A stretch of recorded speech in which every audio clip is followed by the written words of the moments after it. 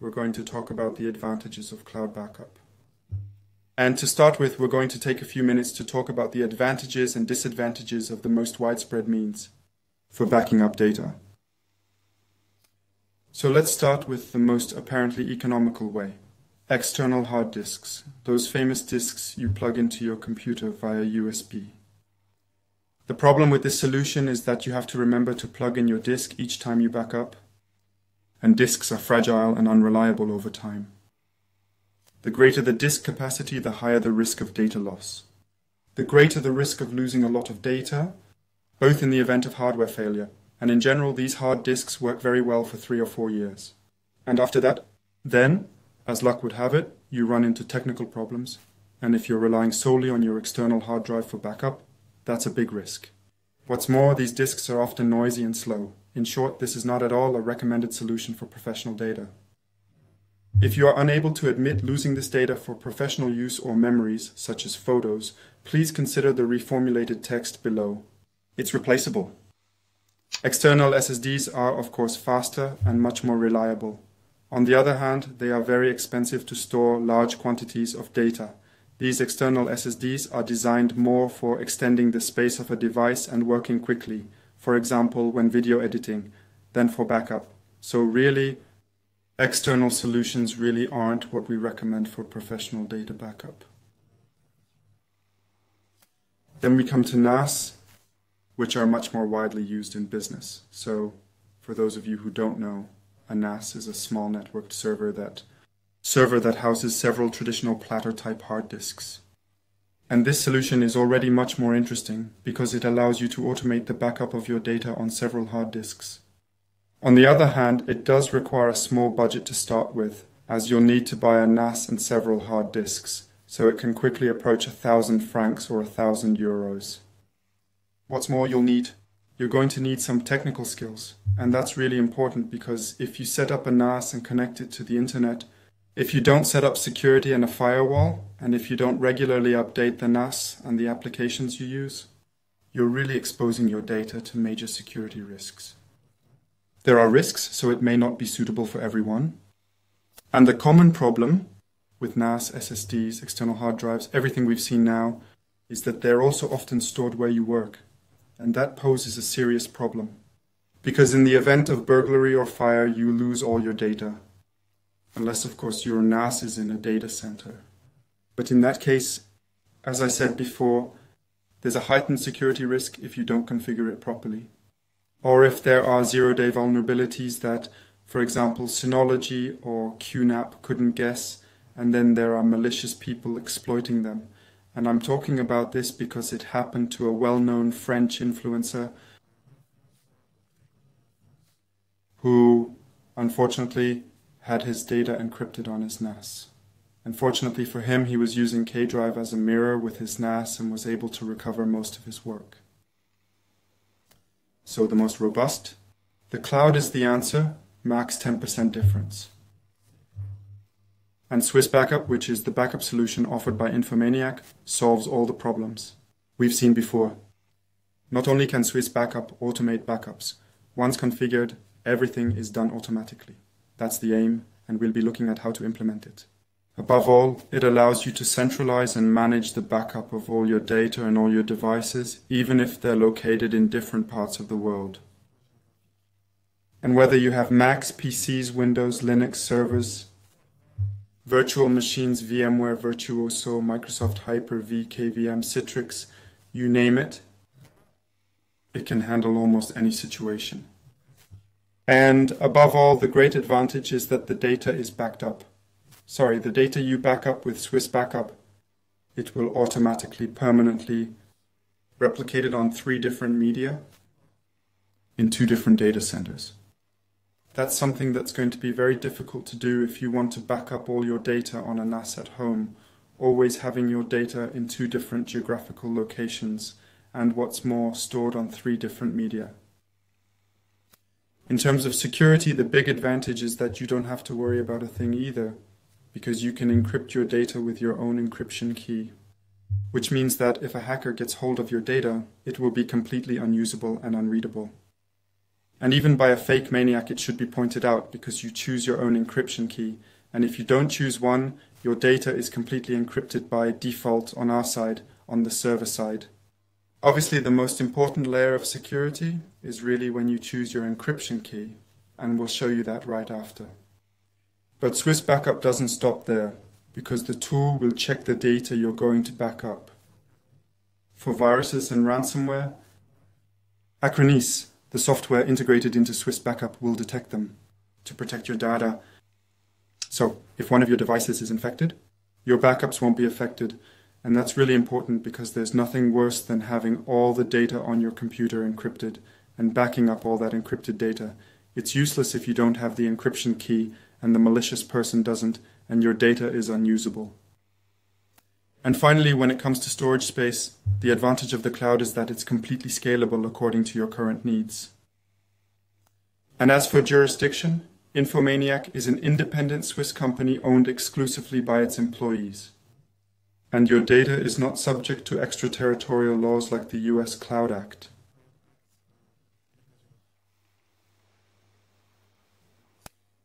Now, you're going to say to me, okay, the cloud sounds great, but how much does it cost?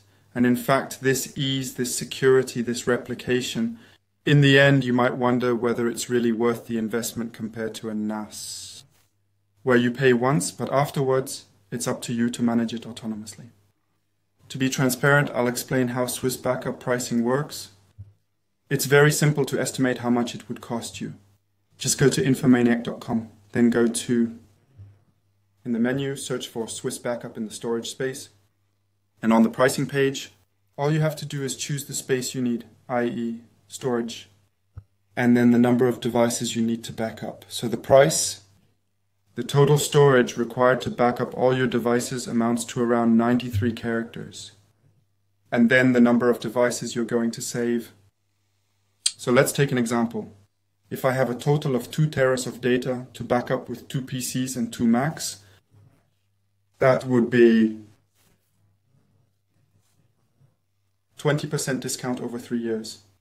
So annually it would cost 4, and always with 4 devices. So we can see that for vital business data that must not be lost under any circumstances. In the end, is it costly to have 2 teras storage? That expensive? Knowing that it's backed up in 3 locations, in 2 data centers. And that includes the cost of the Acronis software you'll need to automate the backup. For the more technically minded, I'll also quickly point out that Swiss Backup can also manage free cloud storage spaces. This means that as soon as you connect your solution to Swiss Backup via S3, Swift, or SFTP, you can do absolutely anything you like. So this is really ideal if you're used to using software like Veeam, Duplicato, the AirClone protocol, the Cloudberry solution. If you also have a NAS, QNAP, or Synology, this is the kind of cloud space you'll need. And since it's compatible with S3, you can also use Swiss Backup to do S3 storage. S3 storage. Now we're getting down to business. In this section, we're going to find out how to configure and automate backups with Swiss Backup. We'll see how to encrypt and protect your backups against viruses and ransomware. In French, it's the beautiful word rançon logiciel. We'll also see how to centralize the management of your backups and manage users within your company or family. And if we have time, we'll also briefly show you more advanced uses, such as backing up a NAS with Swiss Backup. I'll now hand over to Gonzalo, who will show us how it all works. Gonzalo, the floor is yours. Thank you very much, Thomas, for your introduction. Now we're going to start up Swiss Backup. We're going to demonstrate of the product. So, I'm going to leave the presentation. Just a moment. Okay. Now we arrive in the manager, the Infomaniac, we order our Swiss Backup product. And then it's already configured. Here we can see, for example, that for my Swiss Backup, I have 2 teras, in which I've allocated one part to Acronis and one part to all cloud backup spaces. So something that often comes up is, do I need to have a cloud backup space to be able to use Acronis? No, they're two different services, two different products.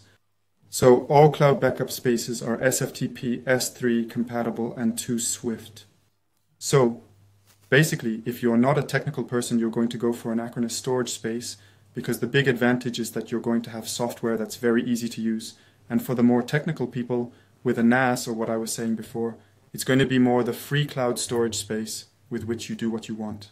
Absolutely. And so, for example, here you can see my Acronis backup space, where I have my username, I have my email address and Acronis logins and so on. In Acronis, if I want to back up 2, 3, or 4 devices, all I have to do is choose the right licenses.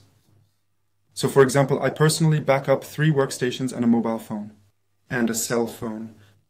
However, if I want to back up a 4th workstation, I have to modify my offer here. And I can order, for example, a 4th license, which I'll then allocate in Acronis. So you can do that at any time. You can add devices as the need arises and the situation changes. Absolutely. So that's completely flexible. I could, for example, come here and put in 4 teras. And now if I connect to it, with the Manage My Devices button or in the Acronis backup space, and in fact the Acronis portal you connect to is where you manage all your backups. Exactly. This is the control center. Exactly. So here I'm just going to show you the 4 teras that have been allocated to the storage space. So here we see the 4 teras, and then you can assign them to different users. And it also lets you check at a glance how many spaces are left. Exactly. Exactly. Now we'll go back to where the machines are. That way we can start from the beginning and show you the installation, for example. So by default we come to the monitoring section, where we can add what Acronis calls the widget for better monitoring of our machines. Here, for example, I see that I have a small alert. I can see that my backup was not made on November 9 because my machine was offline, for example. I did order Acronis or Swiss backup. The first thing I'll do is head to devices in order to get started. All peripherals. And there I see absolutely nothing yet. I see a little pop-up inviting you to download the agent, or if you don't get the pop-up, you click on the little add button in the top right-hand corner. And you can choose, so workstation, server, etc. We have several options. And this will download the Acronis agent. You can see it here. And it's very important to run it as an administrator, so that when you install Acronis, all rights are taken into account. On macOS, is it the same subtlety or is it the same as for Windows? For Windows on macOS, the procedure is slightly different. macOS will ask you to give Acronis disk permissions. Give Acronis permissions, there will be a pop-up window. Drag and drop to another window. Just let the Acronis installer guide you. Acronis installer. Then, once you've installed Acronis, here for example, you can see that there were 3 machines. Then I started to install Acronis. Here I have the installation finished, and Acronis asks me to register the machine. This is in the Invigator on acronisinfomaniac.com. You'll see a little pop-up that asks you to confirm the machine's registration, and you can see the machine's name. So, in fact, you get the software, install it, and then at the end you just click on the register button and everything's done automatically. Exactly. Then the machine appears on the interface. Let me come back to Acronis. So here, for example, I have the machine I registered earlier, and the first thing you have to do to protect it, it appears in the console. It's connected to Swiss backup. Exactly. In other words, my computer can talk to Acronis with the server. Now, it's not yet protected, so it's up to the user to define the various rules he wants. To protect it, yes, because at this stage, Swiss backup doesn't know what it needs to back up. Exactly. So you click on the machine in question, and on the right, you'll see various options. Right now, we want to go to protection because we want to back up the machine. So I've already got a protection plan, but we're going to create another one. Add a plan. We'll go to create a protection plan. By default, when people have a blank situation, they won't need to create a new plan. By default, that's how it's set up, I imagine. By default, yes. Acronis invites you to create a protection plan in any case. So here, for better recognition of your protection plans, you can rename it as you like. I can call it Gonzalo. This is the name that will appear in the monitor so you can recognize which computer you're backing up. Exactly. Or here, we can call it Gonzalo Dell, but we can also call it, if we want to separate the protection plans by schedule, i.e., I can call it Monday, Friday at a certain time or whatever.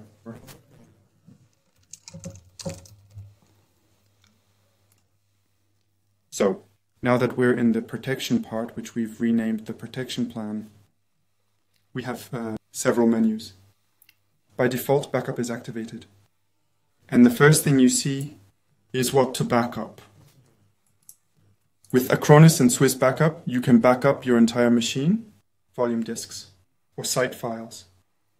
So, before we go any further, it's very important to say that if you back up the whole machine, it doesn't mean that if I want to restore a file, I have to restore the whole machine.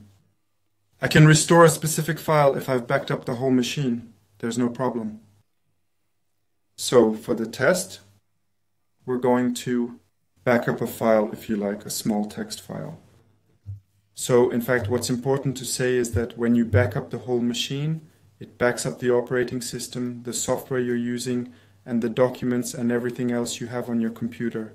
The enormous advantage of this is that if your computer is stolen or stops working overnight, all you have to do is buy a new computer and restore the whole thing, and you'll have everything back exactly as it was before the disaster. Exactly. So, for example, I've just written a file. So now I'm going to save it. So I'm going to select File Folder. This is for saving a specific path. Now, we'll show you. So this is ideal, in fact, if you don't want to back up the operating system and all the software, but only, for example, your photos, documents, or your company's accounts, and you don't mind, in the event of a disaster, having to reinstall the operating system and your software.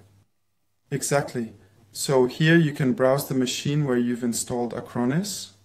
So here I can go to the ICSC. I'll go to Users.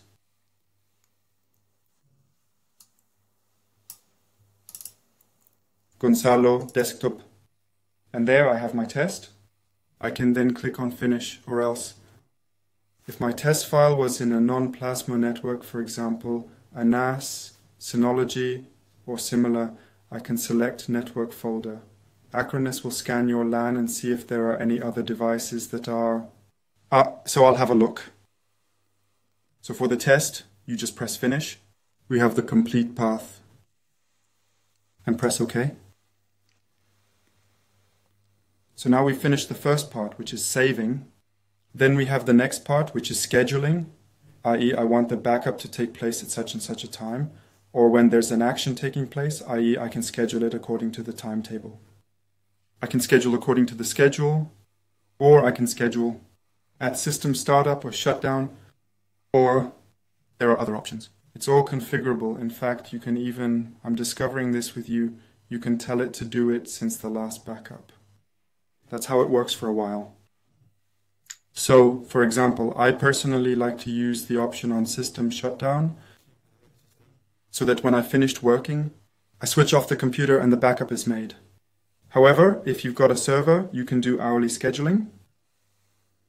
Something that's important is that, for example, in the schedule, if you set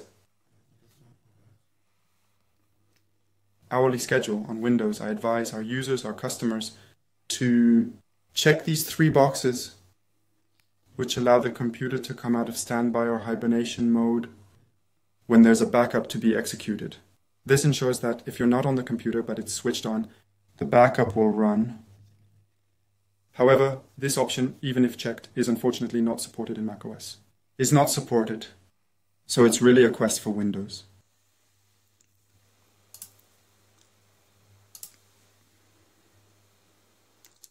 Another important point is that in the schedule, the backup model can only be modified when the protection plan is created. You can't change it afterwards. So, by default, Acronis will perform an incremental backup. Incremental backup, i.e. it will create a file. It will make an initial backup of the entire machine, which will take a long time, and subsequent backups will be much faster because Acronis will just check if there are any modifications in its files and upload the difference. It will create a restore point. Therefore, when initially establishing your backup plan and executing it, follow this guidance. Maybe allow a little time or run it in the evening before you go to bed. That way, the next morning, all the initial backup will have been done. And then the backup will take a few minutes, unless you're a videographer working on weaker files, in which case it'll take a little longer, depending on your internet connection. Exactly. So, personally, I always recommend incremental backup. However, if you have really important, very sensitive data, then you could switch to a weekly personalized or full backup and a daily incremental one. Daily. So it's a mix of the two. Exactly. Then there's the retention period, i.e. the backup I'm currently making. How long will it remain on Infomaniac on Swiss Bank? By default, these are the Acronis. Settings, monthly 6 months, i.e. 1 backup per month for 6 months. For 6 months, so that's 6 backups, then 1 backup per week. For 4 weeks, so that's 4 backups, and 1 backup every day for 7 days. All this can be changed. So that's scheduling by backup age. But you could also say by number of backups. In other words, you can select then backups or others, or indefinitely if you really need to keep your data for years. By leaving the default settings by backup age, it's really the best practices in terms of data backup. And the tool is relatively well designed in that it will clean up. As you can see, you can choose to start the cleanup after the backup, after or before. And this means that the 7th monthly backup, it will delete. Make sure to use the oldest backup before it. This will prevent your storage space from continuously swelling up indefinitely. And a price that's going to go on forever. It's all relatively well done. That's true. So personally, I recommend the default settings. After you can modify them without any problem. Another thing Thomas mentioned earlier is encryption. You should know that the data sent to you by us is encrypted at rest, which means that I, for example, as an employee, if I go to the data center and take a hard disk, I won't be able to read the data because the data at rest is encrypted. On top of that, you as a customer have the option in your Acronis protection plan settings of enabling encryption and specify a password, which will enable you to restore and consult your backups. However, this password can only be set when the protection plan is created. Once it has been created, encryption cannot be activated or disable it. Another important point is that when you specify a password for encryption and forget it, unfortunately, we infomaniacs don't know what that password is. It's a very powerful layer of security. Powerful. You're right to point this out because if you wish to encrypt your backups, it is recommended that you utilize a reliable password management tool such as Bitwarden or any other preferred solution of your choice. Because Infomaniac won't be able to recover this password or your data if you forget the encryption password you choose here. So really, it's the highest level of security, which is great. On the other hand, you don't want this security to backfire on you. I see a few questions in the chat about passwords, and there may be a lot of identifiers. You know, your email address and your password for logging on to manager.infomaniac.com, i.e. Here, to connect to Acronis, here's your username. This is the identifier I use to connect to Acronis and Swiss Backup. And if I don't know the password, it's usually fine. All this is sent by email when you enter the product. So in fact, there are 3 passwords in all. If you activate encryption, there's the password for your Infomaniac account, there's the password for the Acronis account, but you can regenerate it ad infinitum from the interface by clicking on Generate a New Password, and then the encryption password. The 2 passwords you mustn't forget are the password for your Infomaniac account. At worst, if you contact us and go through an identity identification procedure, we can find a solution. And the second password you absolutely mustn't lose, and we can't do anything about it if you do, is your encryption password, if you activate it at that level. Exactly. So, for the time being, you should also know that if you activate encryption and you know that there's a large volume of data to back up, encryption may also slow down the first backup. Then there are the backup options. This is interesting, because performance in backup window, which is disabled by default. I advise you to activate it if you have a server or a normal machine. Machine 2. So here we've activated it, for example. We have days and times. This in fact allows, if you ever know that during the day you need to do important things on your computer, and you don't want the battery of a laptop or the performance of your computer to be affected by backups. Swiss Backup lets you to indicate to the computer that it is not allowed to use more than X% of resources, and also for the network. And that's what he's showing you how to set up. Exactly. In other words, if you want the scheduled backup to consume a certain percentage of CPU with a high, normal or low priority, then here, for example, you've got it open. During these times, the CPU will give all it has to make the backup. However, if backups are performed during office hours, you can make the backup with a low priority. It'll take a little longer, but it'll get done. Then you can activate it. This is especially important if you're streaming. It's horrible if you have a backup that consumes all the bandwidth you have available. Well, all your viewers will see a pixelated image. So Acronis anticipates this and lets you fix it here. That's why we're taking the time to look into it. Exactly. So there you have it. For backup options, normally there are others, but these are the most important and what I personally recommend. So you could say that if you make the backup finish, the backup, it will be done. My computer will be protected. Maybe just on the subject of security, it's worth explaining protection against viruses and malware. Absolutely, yes. So that's really just for backup. After that, if you want to activate the other options, that's optional. We have protection against viruses and malware, which means that Acronis will scan backups to detect any crypto mining or ransomware. Ransomware, for those who don't know, is when a hacker encrypts your machine's physical hard disk, thus cutting off complete access. In exchange, he asks you to pay him a certain sum to give you the password. So, protection against viruses and malware allows you to choose how it acts, i.e. you can set the virus into quarantine. Acronis can stop the process, or simply notify you that there may be a problem.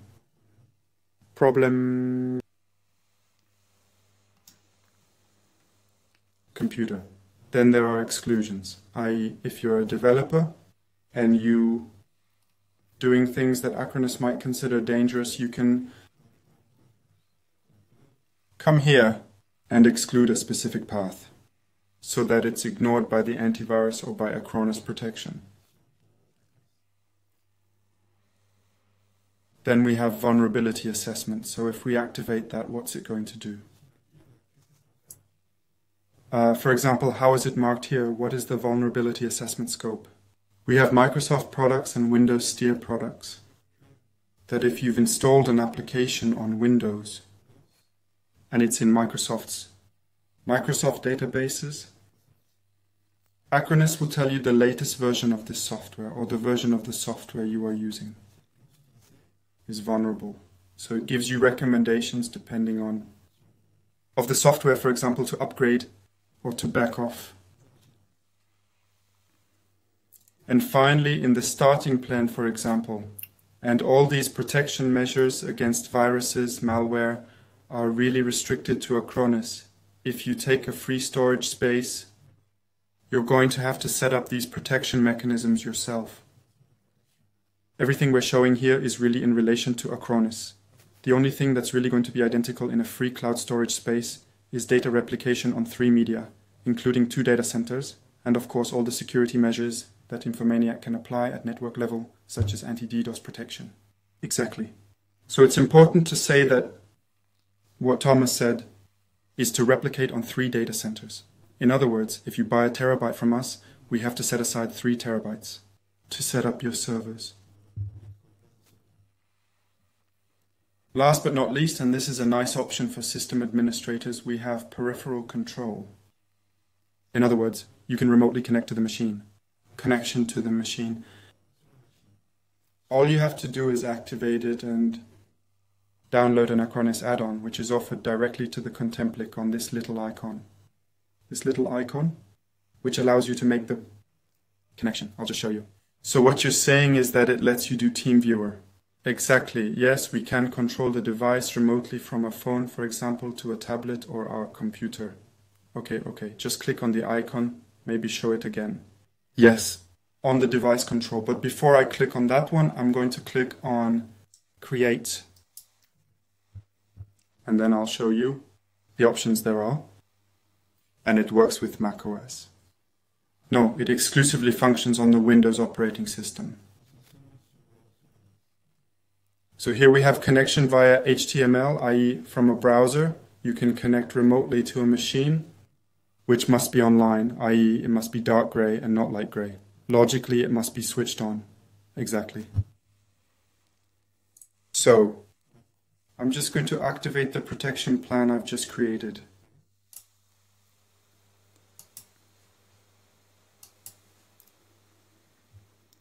So now from this moment on, you've created the protection plan. If you don't do anything now, the computer will automatically save itself according to the parameters you've set. Exactly. Or if I want the backup to be erased immediately because I've chosen system shutdown, you can see it here. Planning, but I have a run now button. So this is a manual backup that I can run at any time if I need to. So here, let's do it. And this will save the test.txt file we chose before. And that's really the great strength of a cloud backup. Unlike an external hard disk that you always have to remember to plug in to make backups, here, once it's configured, you can totally forget about Swiss backup, and the backups will be made automatically.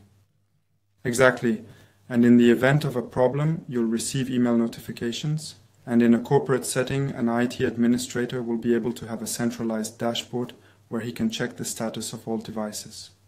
That's right, so it's worth noting that once you've installed Acronis on the computer, that's it. There's nothing else to do on the PC. Everything happens at acronis.infomaniac.com. So you can see, for example, in my bar that I have my Acronis installed. You can see that a backup is in progress, but my options are very limited. For example, I can stop backups for a day, an hour or 2.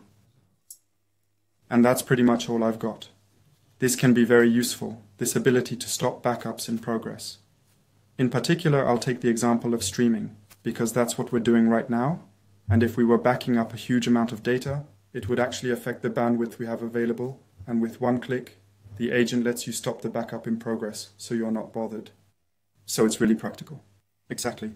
So now I've backed up my test file, which I can now delete, because now it's saved. So I come back here and we can do a test restore, for example, if you like. So you need to go to the left-hand menu to backup storage, or you can also click on the little action menu button, restore. So I'm going to go to backup storage, for example. I'll go here. And here I have my backup. I can click on Show Backups, and I can start restoring. Just browse through the various folders. If you had chosen an encryption password, you would of course have had to enter it to access the file. Exactly. I didn't put it there because it would slow down the backup and we just wanted to show you. But absolutely, when you want to access the backup, Acronis will ask you for the password. So important, when it's a file that's less than 100 MB, there's a download button.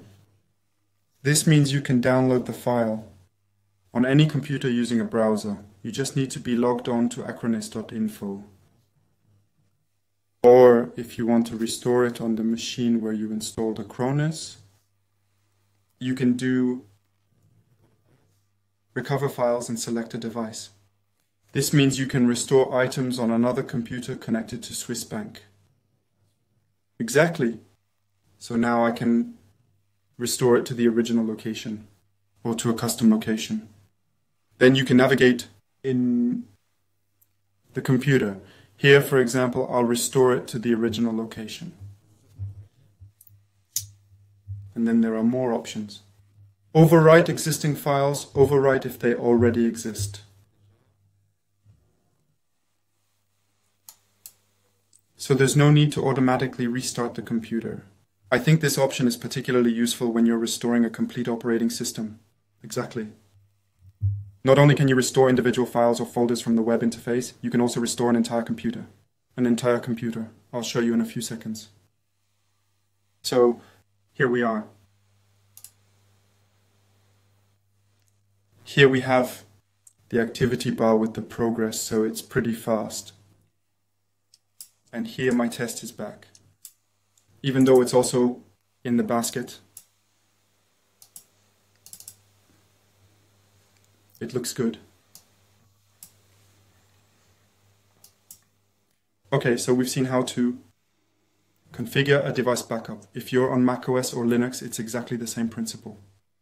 We've seen how to restore a file. And now we'll look at how it works in a company or a family with several devices. Right then. So just to show you the setup I made for the webinar, I created a user called User2Windows, who has two machines in his management, so the Dell and the HP. So there's already a backup that was made in November and today's backup.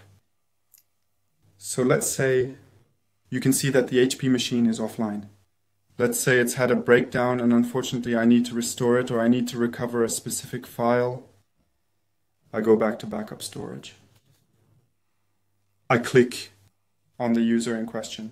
So if ever, it's User2Windows that I've renamed. I'll also show you later how to rename him. These are the names that Informanet gives to Acronis users by default. So here we have the various backups. I can select the machine to browse. Here by default it's Dell because it's the Dell machine that's online. In fact, if I click on change, I'll see that only the Dell is displayed, but if I had the HP machine, it would also be displayed here. Then I'll go to the backup of my HP.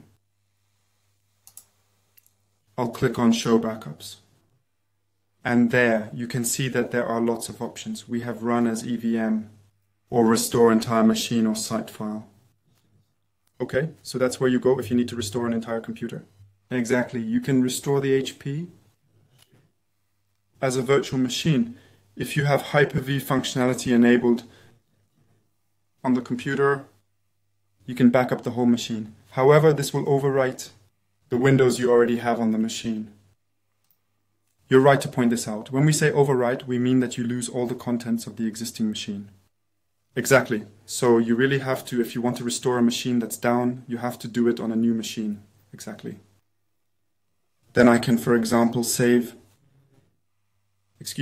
a folder file, and then it'll ask me for the password for the numbers in hand.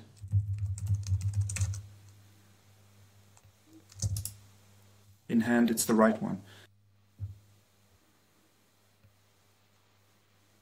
Well done. And then you can really browse through all the folders in Windows in my backup. So this is a test machine. But also, as I said before, you can run it as an EVM. That is, if you have a hypervisor, you can come here and select the host there is, the Hyper-V installed. So I'll show you. Target machine. Here by default we have VMware SE. I don't have VMware, I have a Windows ONT. And where I've enabled Hyper-V, I can come and restore the backup automatically without downloading it as Hyper-V. It's a restore. It allows you to virtually reopen your computer without infecting your current one. Exactly, so if I do OK, I'm not going to do it because it's going to take a long time. It will appear in the Hyper-V menu, Hyper-V Manager. Then it'll be displayed here. We could run it as a virtual machine. That in the enterprise is really, in business it's important, yes. So, now that we've seen how to restore, how to make a backup, what's also important for a family or for a company is user management. Here, at top left in the Chronicle, there's a little Manage button. Or at top right, we also have the little services squares. I'm going to click here.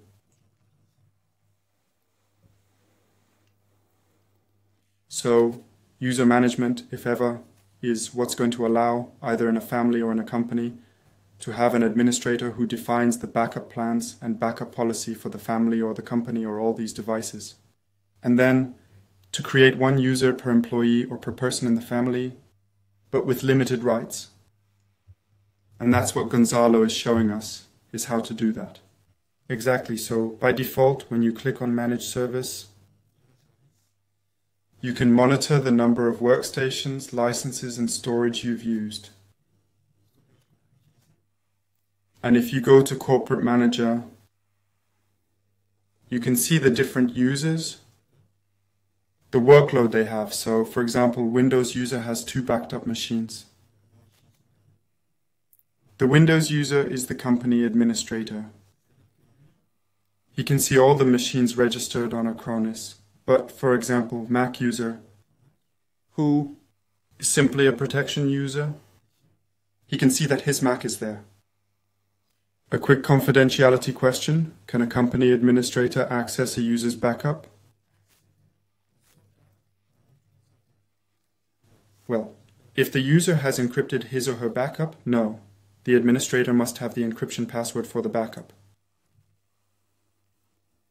And so, for example, as we used to say, in the family or in the company, the Mac user, for example, has forgotten his password. You can come here and click on Reset Password and it will send them an email directly.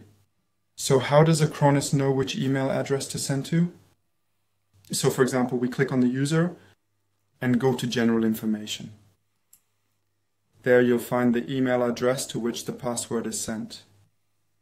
You can also click on the little pencil in the top right-hand corner and change the user's first or last name for better user management in Acronis, of our Acronis users. So, the workflow of someone in a company who has a new employee joining the company and needs to back up devices. It could be a cell phone, Android, iOS, or a desktop computer. What's the administrator going to have to do? The system administrator, for example, comes here to user management, clicks on new user. He'll fill in the details. First name, surname, email address. If it's someone who just needs access to his machine and not to all the other machines. Uncheck the management portal box. Check the protection box to make him a user. By the way, if you want to have more details about the role, just change it, and then Acronis will give you an explanation. And then once you've created it, the user will receive an email to download the agent. Exactly. And then the user's computer will appear in Acronis. Can the system administrator define a backup plan for the user? Yes. For example, I'm still thinking about the enterprise case. Yes, let me show you. So let's imagine I've just done the procedure for inviting a user. So I go to devices. This is the first thing to see if the device appears online. See if it's there, if the person who received the email has downloaded Acronis and registered their machine. If it's online, you can go to Manage and choose a protection plan, such as Gonzalo Del, which we created earlier. You can go to Details. And at the top, we have applied to. In other words, we don't need to create 10,000 protection plans to one per device. You can apply a protection plan to several devices at the same time. Here, if I click on Manage Devices, I've got devices coming online to which I can apply this protection plan. In a company, the administrator simply specifies the desired backup plans. This is a powerful feature.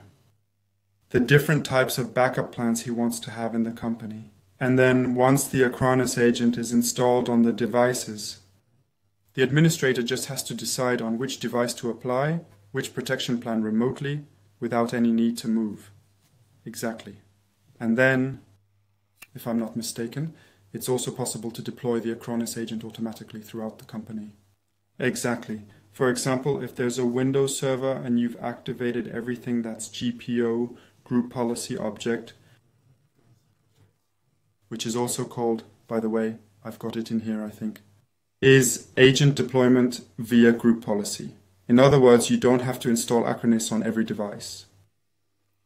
Device. You can do it via an .mci package, and that will deploy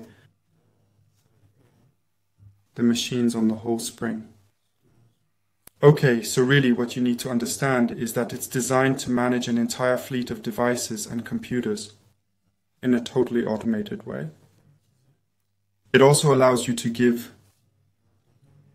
certain rights to certain users in a totally freely. Exactly, just so you know.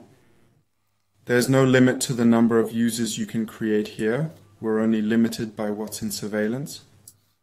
So the number of licenses. So here, for example, I've reached my quota of 3 out of 3. And my storage quota, the 4 teras, in which I still have a little margin. And what should I do now to get an extra workstation, for example?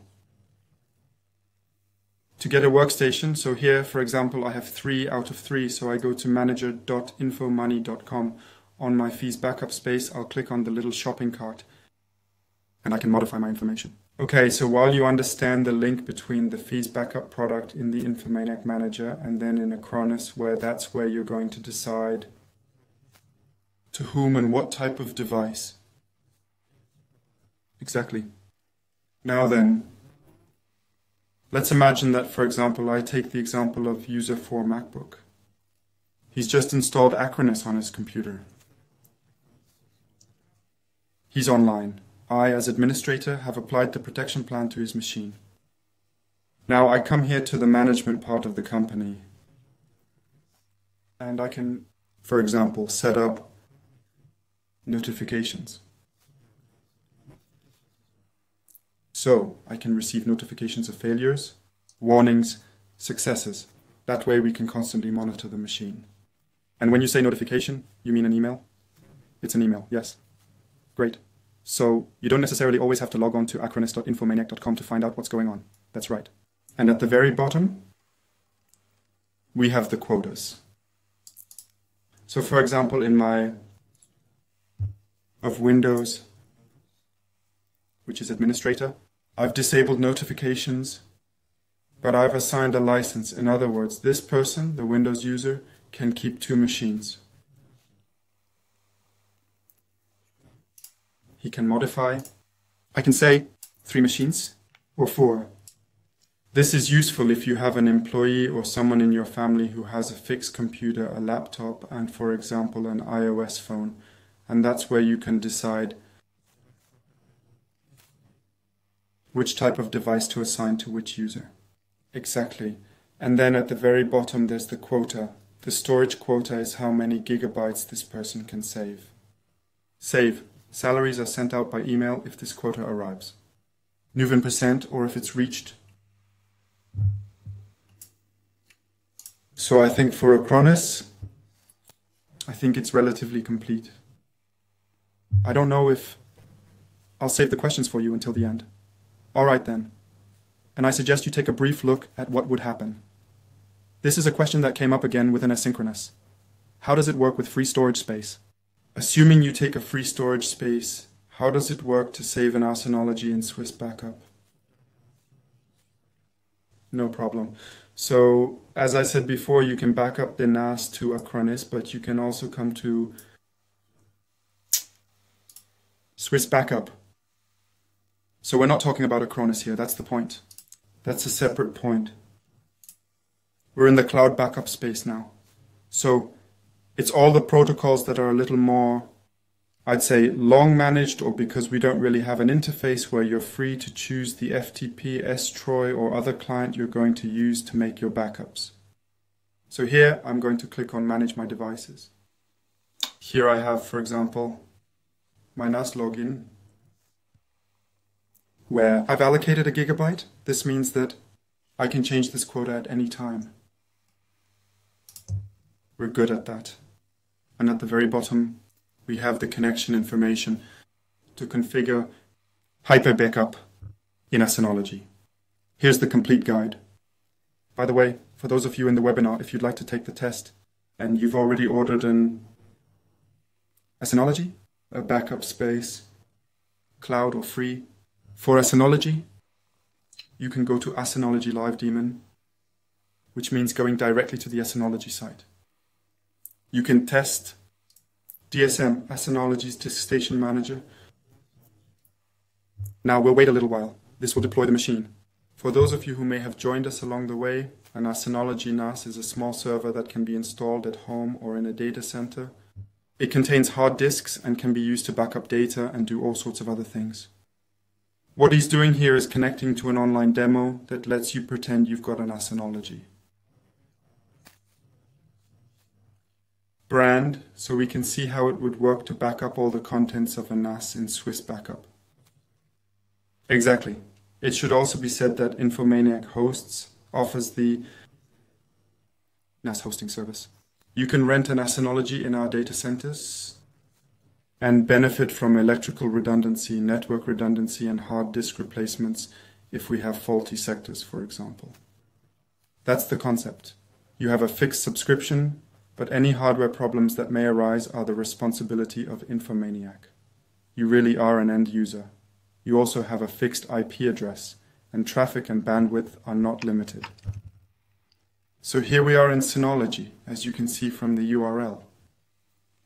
Let's go to the packet center of Synology's DSM. There I have Search Hyper Backup. For those who don't know Synology at all, it's a bit like Windows or macOS, but remotely. Then there's a marketplace for downloading applications, the Package Center. Gonzalo searched for the Hyper Backup application, which is free and developed by Synology. And this is precisely what allows you to configure Swiss backup. Okay, Gonzalo. So then I opened Hyper Backup. Here, Hyper Backup is not configured, and it's really the first window you see when you log into Synology. The OpenStack Swift protocol is in the options, which corresponds to what's here. So it's Swift. So here, for example, I'm going to start by copying the user's name. But the principle is that once you're here, you can't really do anything wrong. All you have to do is fill in the requested fields with what Swiss Backup gives you. There's also a whole guide showing you images of the interface Gonzalo has in front of him. Basically, it's copy and paste. From there, Hyper Backup lets you choose your backup policy. And from then on, everything is automatic according to the parameters you choose in Hyper Backup. Exactly. Here, I've already copied the username, for example. It's very important to always start with version 3. So even if you don't really understand what you're doing, it doesn't matter. The Keystone OpenStack Swift version, if you don't know what it is, it's here. Here it is. It's like the light at home. You don't need a background for the electrical circuit to see that it lights up. Exactly. So let's take it step by step. the first thing Hyper Backup needs from us is the identity service terminal. We've got it here. Be careful not to confuse this with the location, which is also here for other applications. But for Hyper Backup, we need this one. This one. Copy, paste. Next, the password. We'll generate another one. And we'll just click to copy it. Here, holding project, I have two options, ID or name. Just come back here. It says tenant project name. I'll just copy it. Tenant project name for both. And for the domain, we have default. Once we filled all this in, click on location. It'll load. It'll do the authentication. If it loads and you know it will, you're already on the other side. So that's it. The link is established. Exactly. So we do region 1, container name. When you create a backup space with us, there's always the folder is created because we need to create a folder so that we can create the location. So I'm going to choose the default container. Then we can choose the name of the directory. For example, I can do NAS webinar. Or just NESNAS. So it's up to you. This is completely arbitrary. This is the directory that will be displayed in your Swift client or in the backup. Then you do next. And then, as in Acronis, you can choose which data you want to save. Here, for example, I want to backup volume 1 or just the photos. I do next. You can also backup applications. That's exactly what Synology manages, exactly that. So you can select applications. Next. Here we have the name of the task, which, as in Acronis, can be called NAS backup 1. Well, it's completely arbitrary. We can do a test. Excuse me. And here we have lots of options. For example, task notifications, scheduling, and very importantly, encryption 2, which is not mandatory, but is also available. In other words, you can encrypt with a second password, which is not this one. That's it. It's completely different, which is not this one. You can encrypt and add this extra layer of security. It's the same as with Acronis, where we've stressed the importance of not losing this password. Because if you lose the password you choose here, neither Synology nor Infomaniac nor anyone else will be able to help you. Exactly. So here, we choose the time at which the task will run and the frequency. You just do the following. And then we have the backup rotation. This means that the oldest backup will be deleted progressively. Settings can be made here. Click on Perform, and the task will be created. The Synology could then start being backed up. Something that might be relevant to say is that once my Synology is backed up, how do I restore it? To restore it, I was wondering. To restore it, you can go to Hyper Backup Explorer. Unfortunately, I don't have an example to give you here. But there's a little restore button. Data, and there you can choose the backup. All you have to do is log in. It's all done from Synology, exactly. Let's say we had a NAS. I don't plan to buy a second NAS to restore. You can go to the Synology website and put in Hyper Backup Explorer. Download on Windows. And it's connected from the application. Again, you just have to authenticate with all this. Or yet another solution, and this is the one I personally recommend. It's to use a Swift client. Since it's a free protocol, any client will let us connect remotely. In this case, CyberDoc will allow us to remotely connect to the Synology backup we've already made, which may or may not be down. We can just go and check if we've made a backup and browse it. CyberDoc is a small piece of software that lets you connect to Swift storage. And by the way, with Mountain Dog software, which is made by the same company, you can even mount a network volume in the File Explorer or Finder of macOS to obtain a complimentary Swift backup service as a network drive in your operating system. So, let's imagine we've done the NAS backup, we download CyberDoc, and go to the top left-hand corner to open a connection. CyberDoc is a high-performance tool that supports several protocols, including FTP and Swift. And at the bottom, once you've opened the connection, we'll go to more options. It's as simple as that. This will open another window.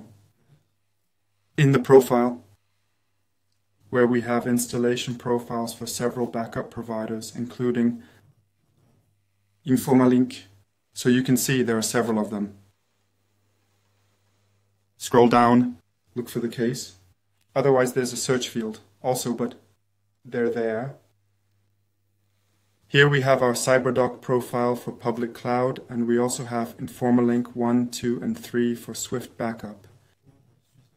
What's the difference between 1, 2, and 3? The difference between 1, 2, and 3 is which cluster the user was created in. This information is available here in Plasma. It's the 02 cluster, but it's also present in the link. If you have Swift Backup 02, that means you're in our second Swift Backup cluster. This is it. Select 2, because we're on 2. Excuse me, I'm going to close it. I've already got it here. And here everything is already pre-filled. You just have to fill in the C field. So project : domain : username. That's in the console again. So project is here.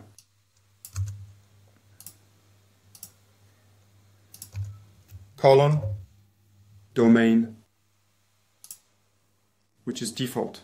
So you have to remember to put a colon and the name yourself. Exactly. But all this is also in the CyberDoc for Swift. And username.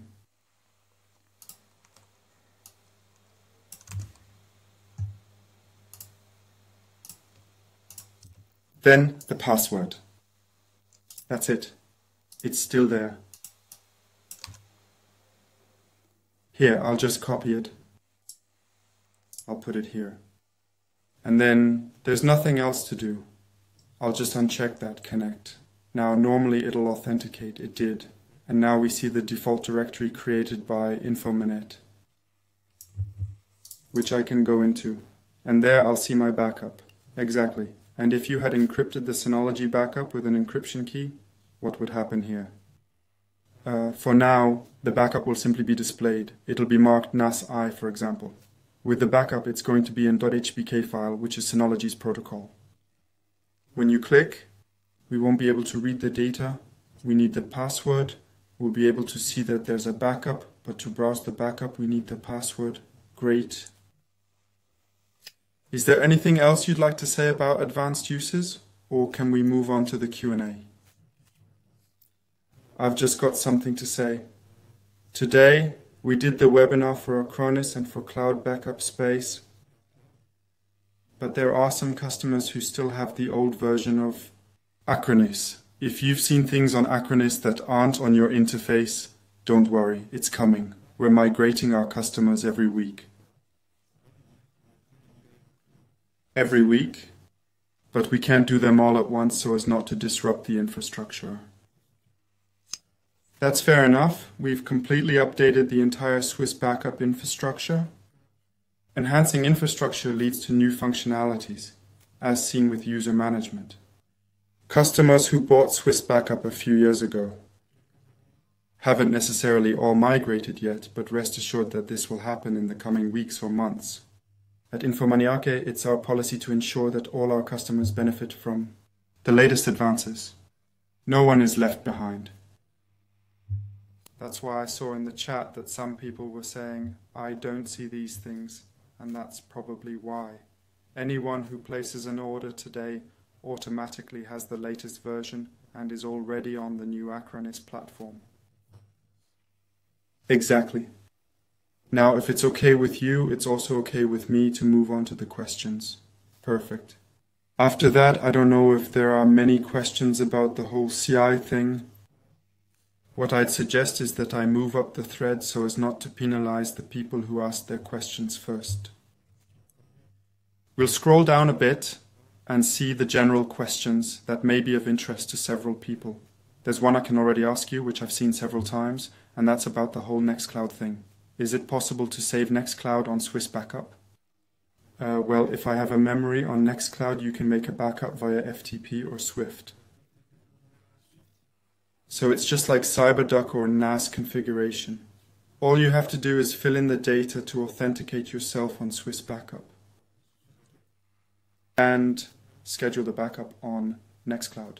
So a priori, yes, it's compatible. Some customers have already done this, and in that case, you'd have to take a free storage space. Don't you agree? Free. No Acronis. No Acronis. No Acronis. Exactly.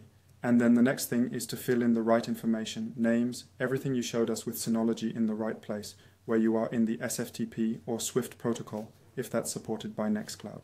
Exactly.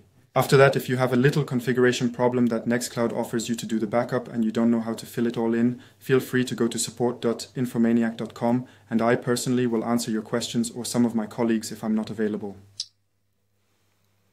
There's also a question about video files, which are very large and numerous. Is there a size limit in Swift backup? No, there is no size limit. Neither in Acronis nor in any other cloud backup space. Great. So it's just worth mentioning that on FTP and Swift,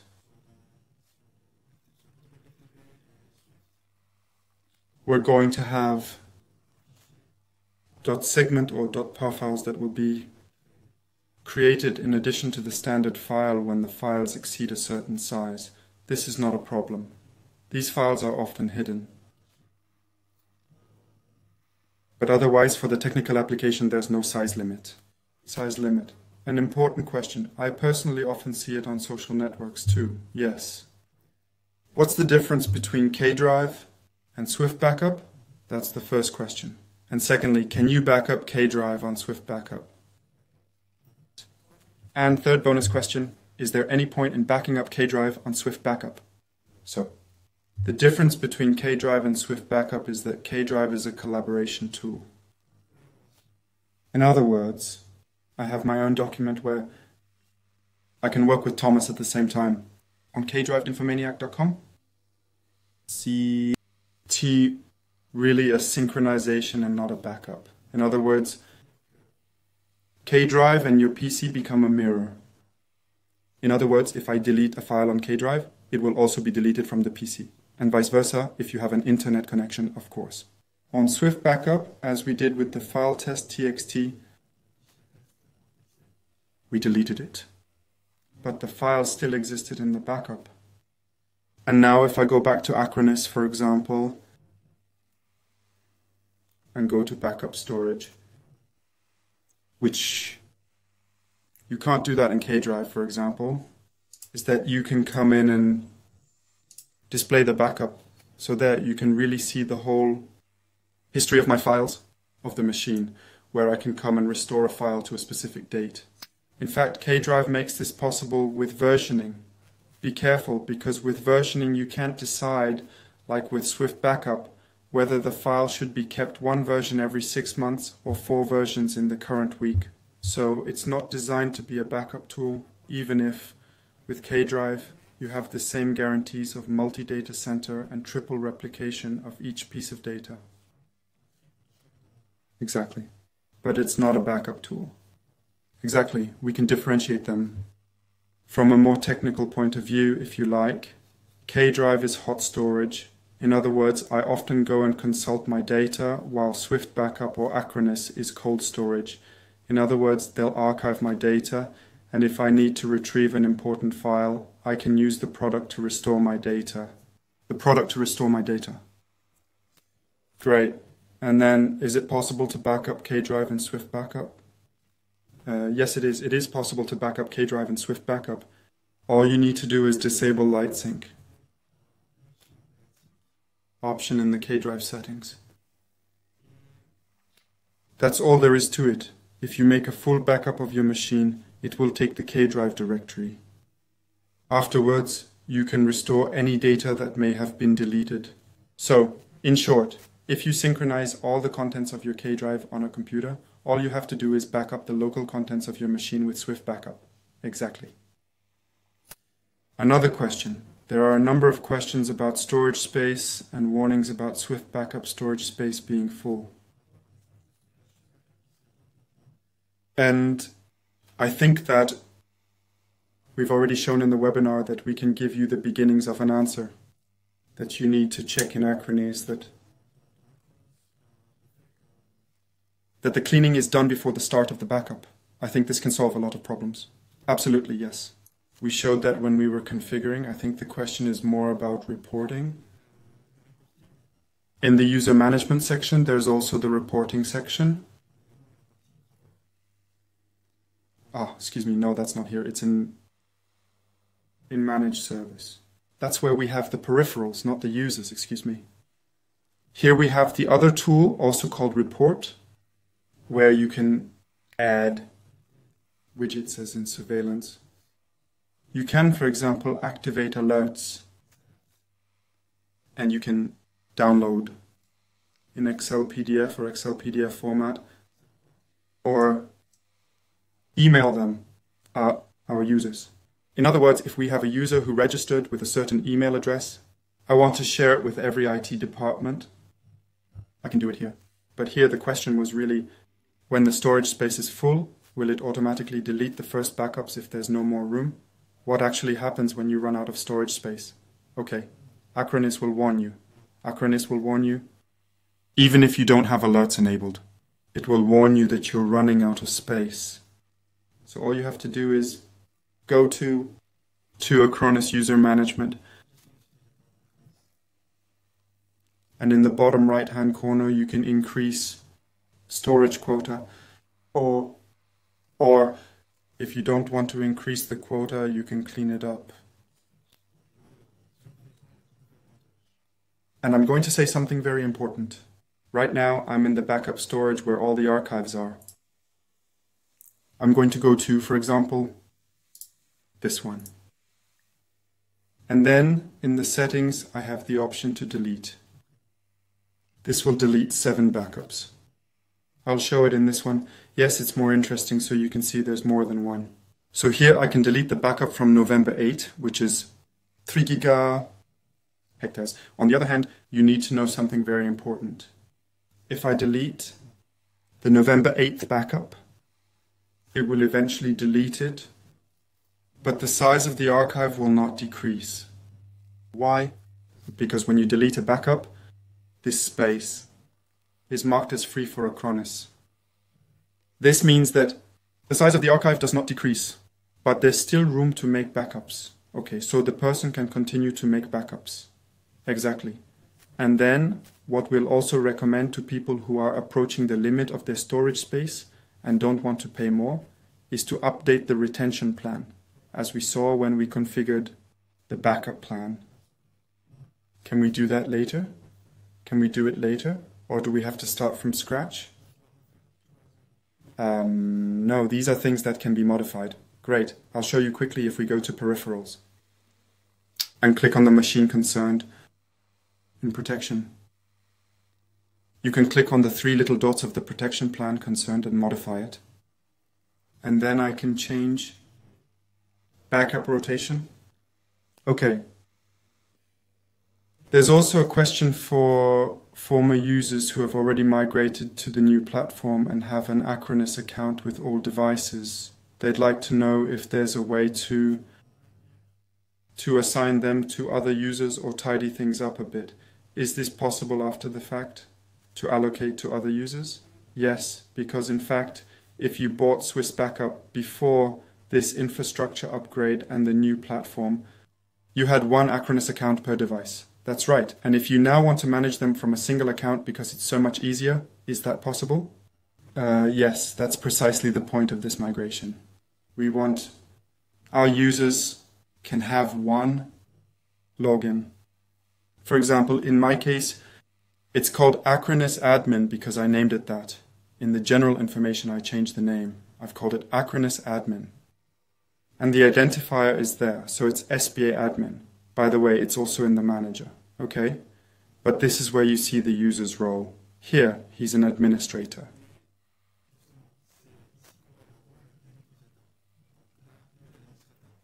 He can see all the machines. But if I log in with user MacBook 4, he can see that there's user MacBook 4. In fact, if you want, I can show you. So if you don't have access to these features, it's because you haven't yet migrated to the new platform. That's right.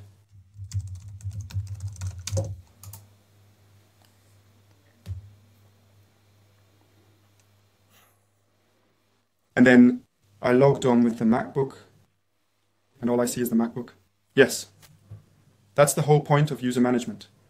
Typically, if you're the parent of a child, you might not want your kids to have played in this interface. And the same thing in a company.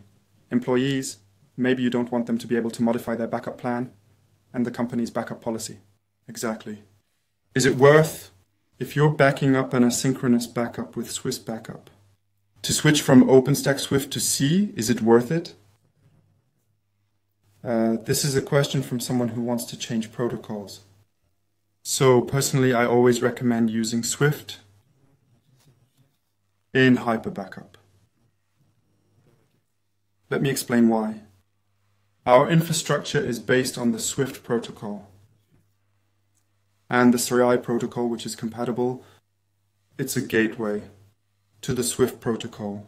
In other words, you're adding a layer of complexity to your backups, which, if you can avoid it, it's better. So use the Swift protocol instead. After that, it's compatible too.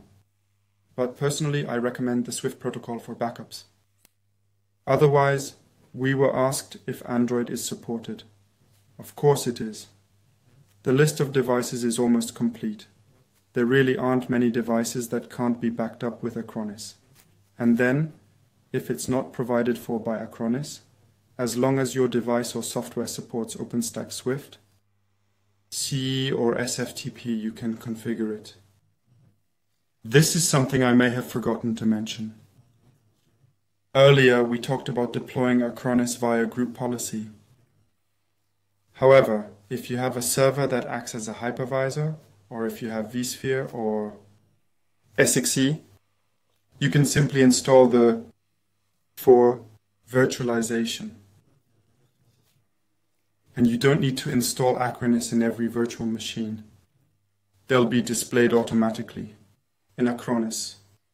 Thank you very much for the clarification. There's also someone asking, obviously a company with lots of customers, is it possible to manage all customers from the same Acronis account? All customers from the same Acronis account? Yes. For example, if you have a company A, B, C, D, E, F, can you manage companies from the same account if you are the IT partner for these companies? Absolutely. I'll just log in with my admin account again. I'll just close all that. I'll go in to manage my devices. I'll show you. That's easier. Otherwise, I'll answer a second question while Gonzalo looks for the right place and logs in. Is there a limit to the number of users? The number of users simply depends on the number of devices you have in your Swiss backup plan, and you can adjust it at any time. That was the question for me. No, I'll answer directly. That way you can log in with the account you're interested in. Perfect. And now we have the company directors who are directors of the SB group. This is something generic that done by Infomaniac. However, if this person who contacted us on the webinar would like to manage several companies, I have an example here. Excuse me for the tendency. I have group 1, which can have its own quotas. Here you can see that I've created the group, but I haven't saved any machines yet. Group 1 has its own company managers. So him. I've created a group 3 admin. So you can create group 1 or company 1, and so on, to separate and not mix users. So the answer is yes. Then there's another question in relation to WinBiz, which is with Citrix. Is it possible to back up to Swiss Backup? Yes, it's perfectly possible with Acronis. Or if you prefer the terminal, you can use AirClone or AirSync or any other protocol that will enable you to make this backup. After that, it's up to you to choose the client, because you really do have the choice of a wide range of FTP, SFTP, Swift or S3 clients that will enable you to make this backup. There's the same question, of course, with other software like Bexio. So once again, as long as you can connect via Swift, S3 or SFTP, this is of course possible. If the client is compatible with Swift version 3 or SAP compatible, be careful because there's a real difference. There are some software programs that are compatible with the S3 protocol at all. The S3 protocol is proprietary to Amazon, but it's public. It's open to everyone. Anyone can use it. So we've installed it on our servers, our Swift infrastructure, and so our customers can connect with a compatible S3 client, literally. Now there's a question concerning the complete restoration of a workstation, whether Windows or Mac OS. You showed before how to start the process. The question is, can you explain a little bit what's going on behind the scenes? Will the computer automatically restart until it's like it was before? Yes, exactly. All you have to do is go to the backup storage, and it will start restoring, and the computer will restart as many times as necessary. However, if you're restoring on a new machine with different physical hardware, if it has a different motherboard, a different golden disk, the same RAM is bigger or smaller, or it's a different model, it's going to take longer because Acronis will try to install the necessary drivers so that this latest copy is compatible with your new hardware. Thank you very much.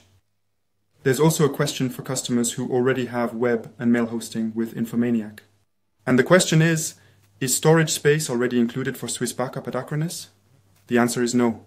With your web hosting, you already have backups that are automatically made within the last 7 days, and the huge advantage this offers you is that with one click, your web hosting lets you restore the website of your choice exactly as it was before.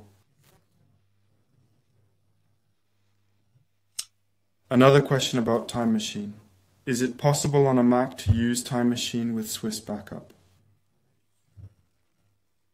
You can use both programs on the same machine, but with Swiss Backup you can you can use both programs on the same machine, but the two programs are not compatible.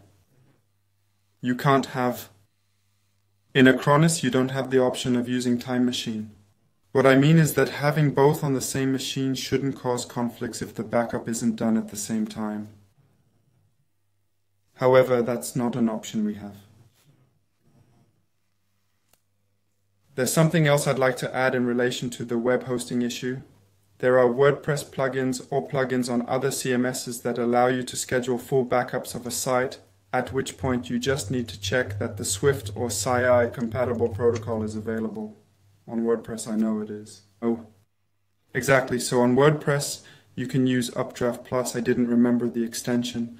And this software isn't compatible with Swift because it's used in version 2, so it's an older version. However, it is compatible with CT. C, okay, great. SFTP too, but I think it's the paid version. The free version allows you to use C. So it's also possible to save a WordPress site like this, if the 7-day backup already included by Infomaniac is insufficient. There's also a question about throughput. Is traffic already billed? And do you know by heart Swift Backup's upload and download speeds? So there's no limit to bandwidth or speed. We don't have any limits on our side. We really don't. It's going to be limited to your bandwidth, your Wi-Fi, the card you receive at home. We have customers who have already, for example, 10 gigabits per second. So really, there's no limitation on our side. After that, the maximum, I don't have the data in my head, is 10 gigabits per second. That's enormous. And there's a question you're going to be particularly interested in. Can Swift backup OneDrive or similar? Acronis backs up this type of software. Software, OneDrive, Google Workspace, everything SharePoint. This is an option that for the moment Infomaniac does not offer its customers. This is something is being studied by us to see if we can implement it for our customers.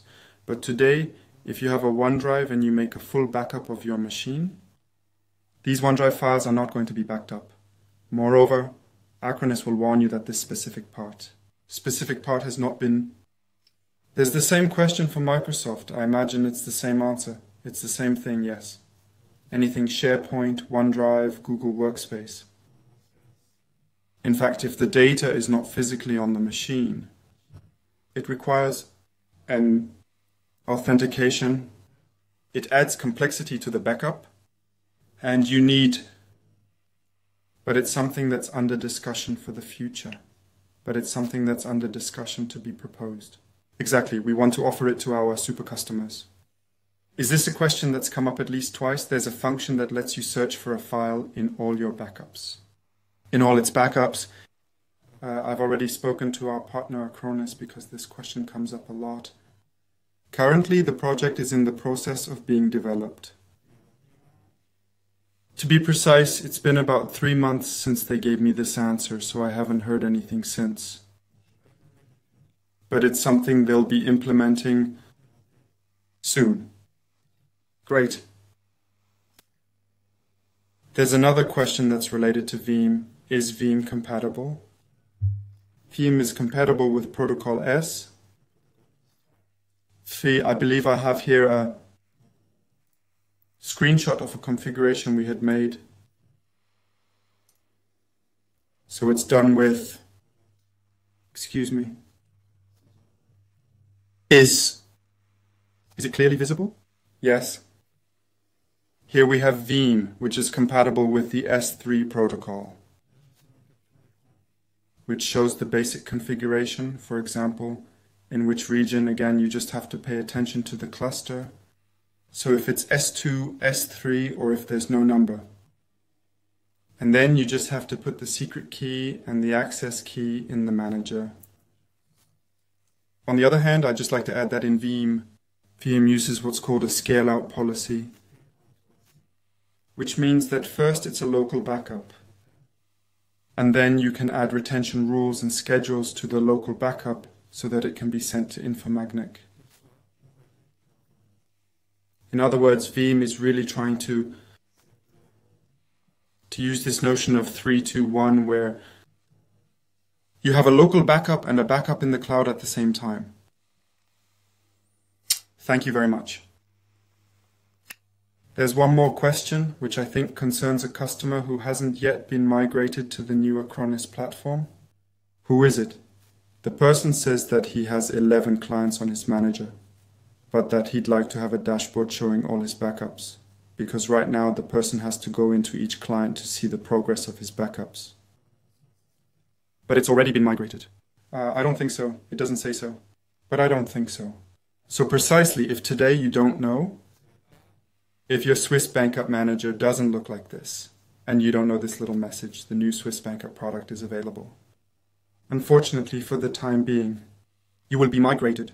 Unfortunately, for the time being, you'll be logging in with a user. And this gives you the chance to see a machine. With this new interface, you have a user with the admin.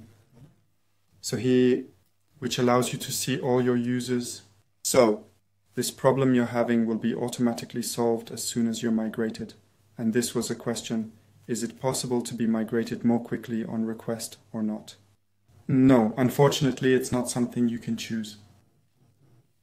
It's really done by the number of devices a customer has, by the number of backups he has, to avoid the risk of saturating the service and causing problems if everyone wants to migrate at the same time.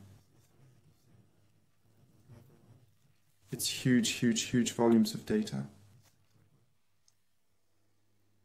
Yes, can you explain as simply as possible for non-techies what the difference is between FTP, Swift, and S-Troy? FTP, Swift, and S-Troy.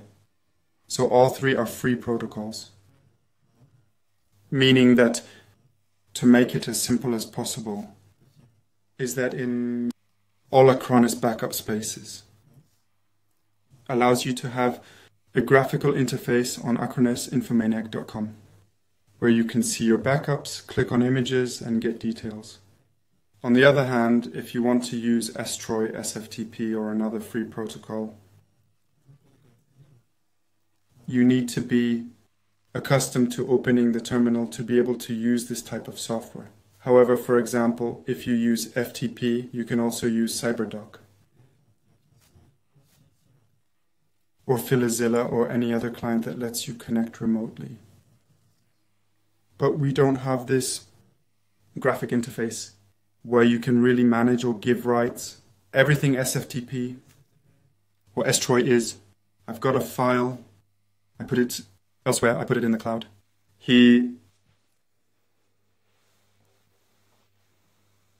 There's also a question here. We're starting to get into some very specific questions. Maybe the only one we'll take like this. If I take out several subscriptions for several customers, can I have them all in a single manager? Yes, you can have several Swiss backup in the manager. In other words, for example, I did it from the beginning. Now I'm on my manager's homepage. I clicked on Swiss Backup. Or I can click directly on the three little dots to order, i.e. I'll have two products with two different SBA admins. Or else, as I showed before, you can create units and create groups, but if you're a partner or reseller of our services and you really want to separate customers, you can click on the three little dots on the home page, or come here between the house and the product name to order another. And you can also rename the product and put it as customer 1, for example. Thank you very much. Last question. Can I delete segment files automatically so as not to fill up my storage space? Segment files. You shouldn't delete segment files because let's imagine you have a 50 gigabyte file when it's sent to the cloud. It's segmented, i.e. you have 50 pieces of 1 gig. Deleting a folder will corrupt the main file. So these files are there just to let you know that you've uploaded a large file and that it's been segmented. Don't delete the segment file. If you want to get rid of the segment file, you need to delete the original folder, and this will automatically delete the segment.